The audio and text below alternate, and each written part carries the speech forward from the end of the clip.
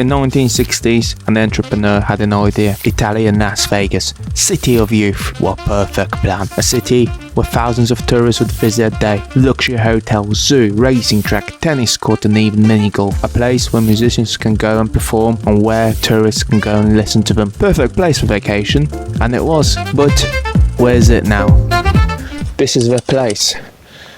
The amazing Las Vegas of Italy, with a racetrack, hotels, mini golf and all you can imagine, left and forgotten in time. So what actually happened down here? Well, to figure that out, we're gonna have to go back to 1970s. So follow me. Consano, city of toys, built in 1960s for around 23 million lire or £10,000 at the time by Mario Bagano. Mario's intention is reported as wanting to transform Consano into Las Vegas of Italy, which reached its peak between late 1960s and early 1970s. However, in 1976 and 77, heavy rains caused landslides, compounded by the damage to the landscape, which caused the access road to Consano to be blocked. Mario's attempts to clear the debris provide largely fruitless, and the city of toys went into terminal decline and was finally closed in 2007. Same year, a rave party vandalism caused further damage and graffiti to the site. As of 2021, the remaining buildings are unsafe and fenced off, while access to the neglected site is not recommended for safety concerns. Any access to this city is limited to foot traffic, while motor vehicles are prevented by roadblocks. This leaves us with today. So, the plan was to climb up this tower at the top, which I wouldn't mind. I'm not scared of heights. However, let me show you this. Access to it quite nicely underneath a roof, a dome. It's not really that fancy, just open dome. However, if we get closer to the entrance, that's the entrance.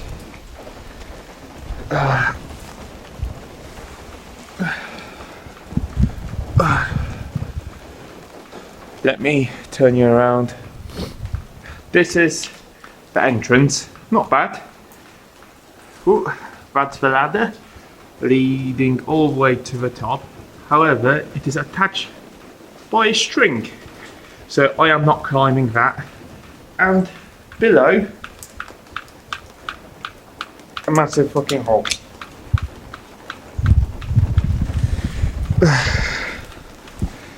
Let me get down from there. So I am for sure not going up that. I don't know how people did it and got the graffiti up there. However, I am not doing that. Let's carry on exploring this place where it's much safer.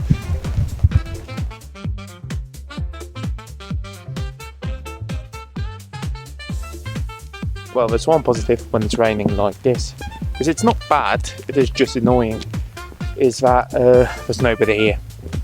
I've got a feeling if it was actually sunny, a lot of runners, cyclists would be around here. But because nobody's doing that, nobody's going outside and doing exercise, it is just me, some kids playing around, and a farmer who just lives around there, around the corner I think.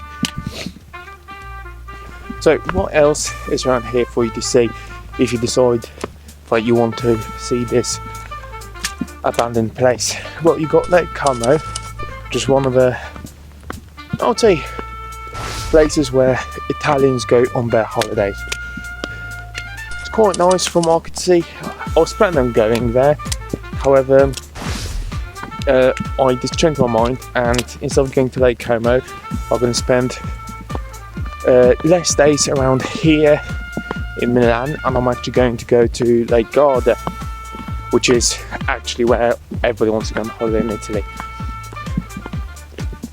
But coming here, but let's go back to the main point being this place. It is ruined, there's a lot of graffiti.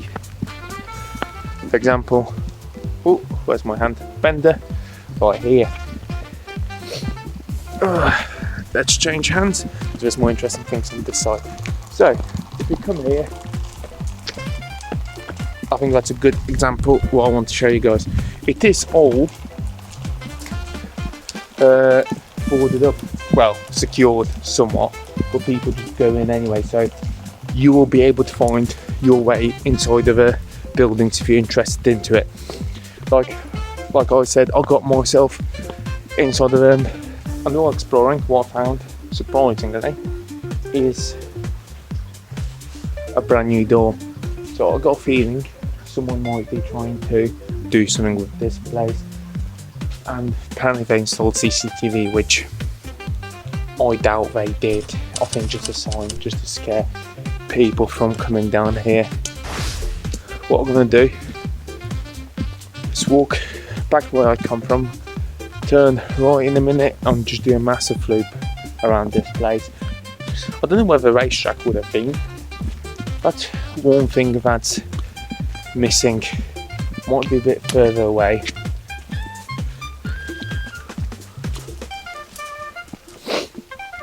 But might be a bit further away. It's not actually in this place where they planned of doing it, or they never actually got time to finish it and was never actually built in there. And it was actually never built in the end.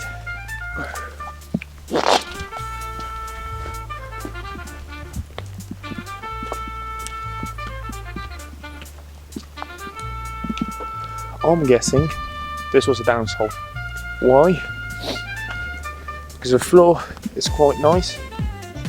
It doesn't look like it was designed for a swimming pool. Yeah, it was I think like outdoor. Yeah, like an outdoor dance floor, outdoor theatre, because you got a little stage up here for entertainers, probably the singers. A little house behind them. It's all lifted around it. I don't know why. Not really an architect. I don't know why they would do that. Apart from the stage, it's lifted so you can see and perform to all of the people who would have gathered here.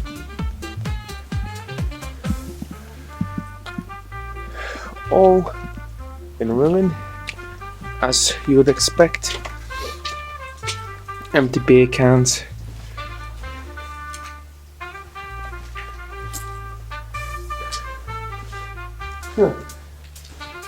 Yeah, I would say this was like probably a little back area for the performers, this building. Oh, I could be wrong. Could have been a toilet. This looks interesting.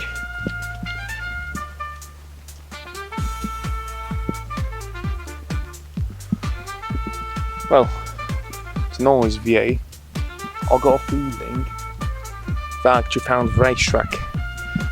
This, I'm guessing one right now where I'm standing, is like a gallery where all the spectators will stand.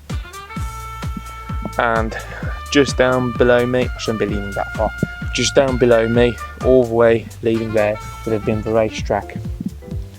That's my feeling what this place is, well, what that is. Because this is too thin to be a racetrack. You can't really get any cars here, just genuinely designed for foot traffic. Whereas this, yeah, this is so wide you could fit like 2 cars. I reckon it was probably something along the lines of a motorbike racing that was going on here. What I might try to do, I'll try to find some old photos of this place to clarify if I'm correct. While doing my research about this racetrack, I believe this is it, and I think they followed this route I drew here, with it added the yellow line which shows where the spectators could have stood and sat to enjoy the show. So, getting close to any place, but it's not abandoned here. Or maybe not abandoned, but actually not ruined. And it is. Ooh, where's my hand? Ooh, that church.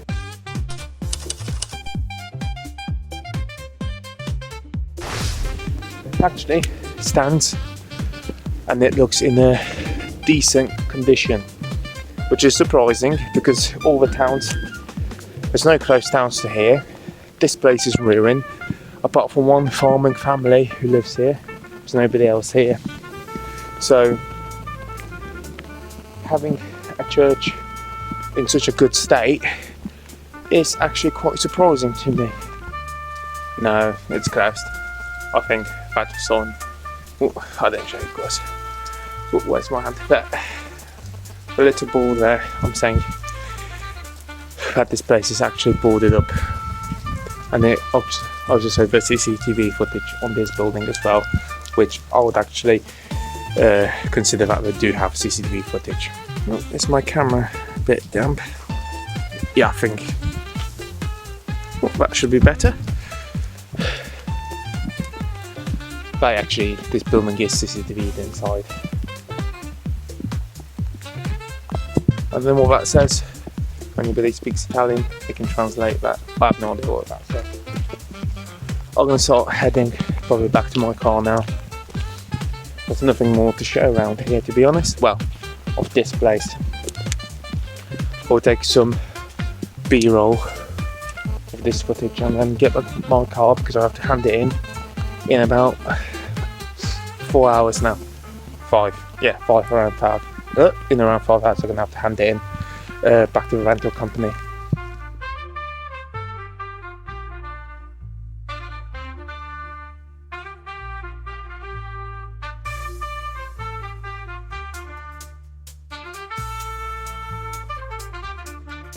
It is actually quite hard to get to this place as it's all locked up.